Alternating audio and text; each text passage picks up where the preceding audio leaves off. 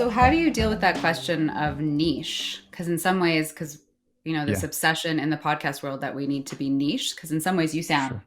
you're pretty broad. Like you're really sort Oh, of just like, I like you as a human. You're interesting to me. So how do you deal with that? yeah.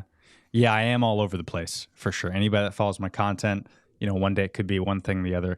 Um, I've gone back and forth. I've actually interviewed a lot of creators that are millions of followers and make six figures on YouTube.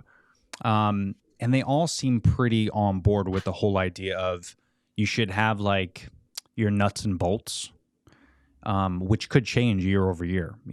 I'll use me as an example if people want to follow. But so mine's health and wellness, and then it kind of graduated into more social media once I started dipping into that. So now Mm, my content is a little bit of wellness, a lot of social media, which is hence the name humanity and hashtags, but also mhm. kind of, combining those because I think as, at least in my podcast, I deal with the space of wellness and social media. So I try to include how social media affects our well-being as well as productivity, right? And then work and job. So it's kind of one niche kind of like spawns into a bunch of other things, but as long as I think the nuts and bolts are there, I think that's what's key. Um, and then as far as like parenting, now I'm looping that in. So I try to include parenting content, but also base it around social media and wellness. So I still stick with the nuts and bolts of wellness and social media, but I kind of sprinkle in some other things. And I've realized my following has grown drastically when I've gone outside that. Even when Mhm. I had my original podcast, which was called the Berardo Podcast for quite some time, because my handles everywhere is the Berardo and my website is theberardo.com. But the biggest feedback I got was, hey, man, this is great, but I'm just not into like wellness. But Mm. hey, keep doing what you're doing. And I'm like, interesting.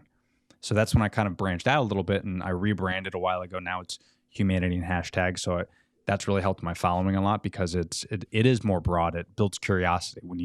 When you say like the Berardo podcast, you're like, first of all, how do you say that name? Second of all, what do you talk about? So I think picking a niche that you can actually make something simple where people are also curious about it. But it for me at least, the niche part, I wanted to make sure it was something that I'm not going to grow out of.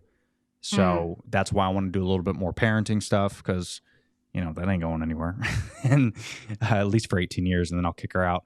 But I mean, so I think just sticking in a niche that is going to be sustainable and easy for you to be consistent with content, and that's what I've realized. Right. Right. So What did you think? How do you see our niche? We're always wrestling with this one. What do you think our niche is? that is a great question. Yeah. How did you see us? I mean, for you guys, it seemed more. If I had to sum it up in like one word, it's just connecting. Mm.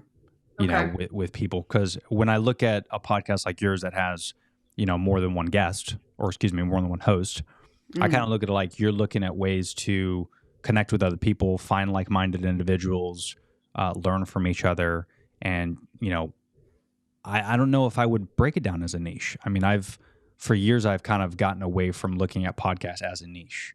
The big example, I guess you could say, is like Joe Rogan or Gary Vee or like some of these other, big wigs. They don't really have a niche. Mm. It's people just talking.